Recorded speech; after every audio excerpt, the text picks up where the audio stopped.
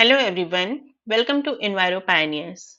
When we are working with the spatial data either in the raster or in vector format, knowledge and understanding of the map projection and the coordinate system is necessary. So in this video, we are going to learn about the maps and the map scale, and rest other subtopics within this map projection and the coordinate system will be covered in the subsequent videos. In this era of smartphone, laptops, and the other technologies, one of the most commonly used map is the Google Map. This Google Map is a web-based mapping service and the consumer applications which provides us the satellite imagery, aerial images, and the real-time updates about the traffic. It provides us the convenience of finding any new locations or the shortest possible routes with the less traffic and and with many other facilities. So the basic question is, what is a map? So the maps are the general representation of the 3D world features onto two-dimensional image or a paper.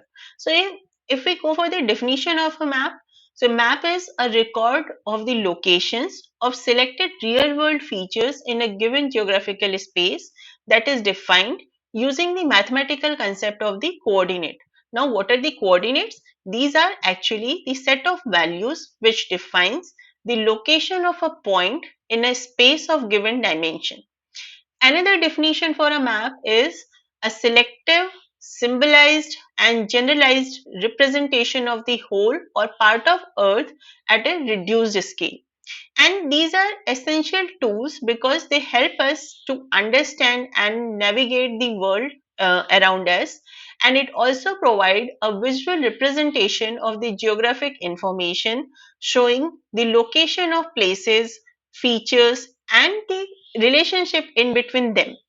And by understanding the key element of the map like the scale, projections, symbols, and the nomenclatures used in preparation of map, we can effectively interpret and utilize the information that these maps are conveying to us. Based on the utility for which these maps have been designed, the map can be classified into topographic or general purpose map or thematic and the spatial purpose map. So as the name suggests, general purpose map, these are not designed for any specific application, and these are generally prepared by certain authorized agencies, and these maps are having the standard of accuracy and the content, and they mainly focus on the locations and so variety of physical and the cultural features, and these are generally utilized as the base map. While thematic and the spatial purpose map, these are designed to depict the application specific features, measurements, and the classifications. And these can be prepared for the biophysical data like the rainfall, temperature, water, or the air pollution, or it can be prepared for the socio-economic data like the population distribution, land use, etc. So as these maps are based on a certain theme, they are referred as the thematic or the spatial purpose map. Another classification of map is based on map scale. So these maps can be classified into large scale maps and the small scale maps. So large scale maps are the maps where a small area it is shown at relatively larger scale, whereas the small scale maps are designed to show the larger areas. So in the large scale maps, we are having two examples, cadastral maps and the topographical maps. So in cadastral map, this cadastre word, it means the register of the territorial property. So here in this type of map, mainly the ownership of the landed property, these are mapped and it is prepared by the government agencies. So here we are having the cadastral maps of the villages at 1:4000 scale, or the city plans at 1:2000 and larger, while the topographic map are based on precise surveys and are prepared in the form of series of maps which are generally made by the national mapping agencies of the countries of the world. And for example, in our country, in India, we have the Survey of India which prepare the topo sheets at 1 ratio 2,50,000, then 1 ratio 50,000 and 1 ratio 25,000 scale. In small scale maps, we have the examples wall maps and the atlas maps. Wall maps are drawn on the large size paper or on plastic base to be used in the classroom or the lecture halls. And then we have the atlas map where the fairly large areas are represented in the highly generalized picture of the physical or the cultural features. To understand the difference between the small scale and the large scale map, we have included this image from this particular reference. Here this is a small scale map and here it is large scale map.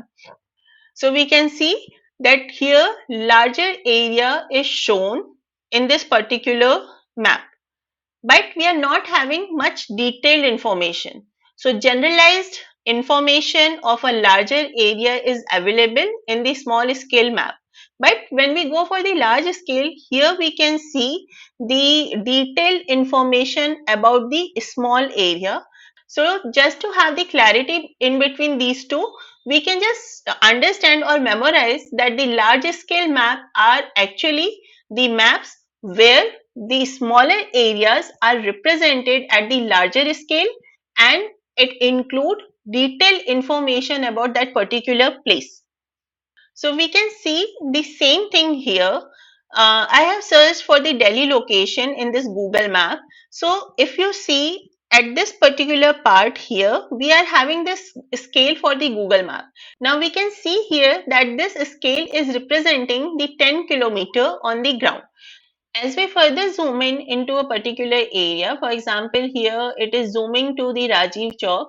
Now you can see that here we are having now the value 500 meter and the information which is available to us is in more detailed manner. Now if we further zoom in, so the minimum value which we can get for the Google map for this particular area uh, is 5 meter. And if we move the cursor from one place to another, we can see the restaurant, hospitals and the other stores which are there. We can have the detailed information and the distance in between them. So this is the spatial relationship of the features on the earth. So the difference between a small scale and the large scale is this is the large scale map because here we are having the detailed information about a particular area in a very detailed manner. And if we move it for back, zoom out. So this is the small scale map because here we are having the information about the larger area, but on the smaller scale because we are not having the detailed information but only the generalized information. So this is the difference between a small scale and the large scale map. So I'm just further zooming in and zooming out just to show the difference once again. So this is the large scale map because here we are having the more detailed information, and as we zoom out this information it is now limited, so this comes to small scale map. So here we have two another representations for the small scale and the large scale map. This is large scale map because it gives us regional information about a place. But when we further zoom in, here we can detect the major roads within the area. And on further zooming, the major roads and the other prominent features can be detected. And when it is further zoomed, or if it is having the means if it is large scale map, we can have the interconnected roads in the map as well. So likewise here also we can see that this image is having the scale of 1 ratio 24,000. So we are having the information about the houses and the interconnected roads, but at the scale of 1 ratio 2,50,000 we are having the major road networks along with the name of the locations.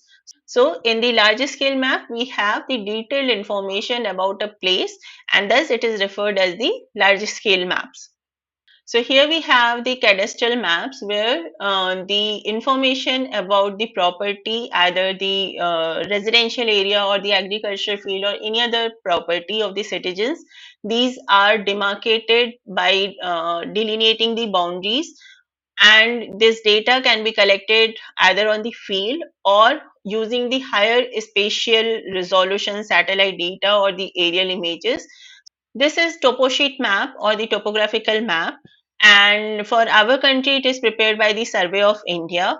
And here we can see this is open series map, means it is available on their website, uh, and anybody can download it.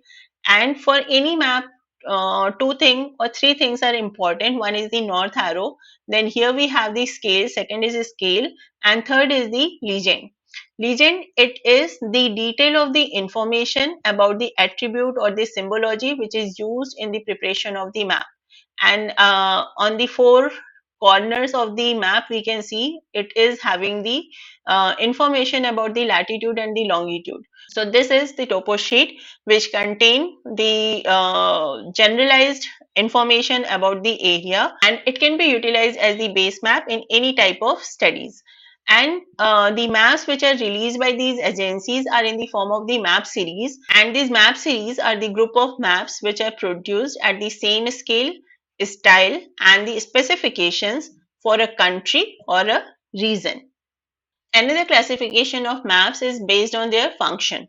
So in this we have the physical maps and the cultural maps. So physical maps, it shows the natural features like the relief, geology, soil, drainage, elements of the weather, climate, and the vegetation.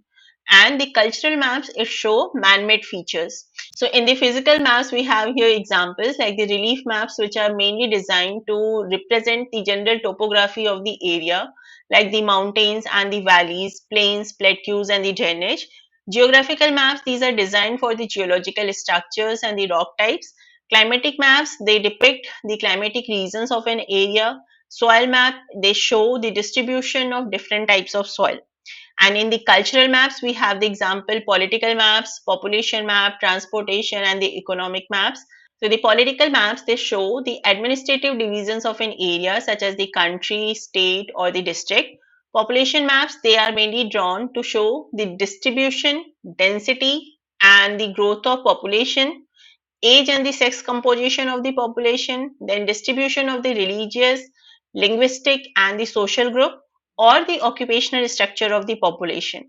Then we have the transportation map, which show the road, railway lines, and the location of the railway stations and the airports. Then we have the economic maps, which depict the production and the distribution of different type of the crops and the minerals, the location of industries and the markets, routes for the trades. So we have included several representative maps to understand the categories which we have read. So here we have the Indian political map, and this is the population map of the India for the census 2011. So here we have the international blue line. This box is legend box. The blue line is representing the international boundary. Then white line is representing the state boundary, and then this square is the country and the capital, and the black dot is the state or union territory capital.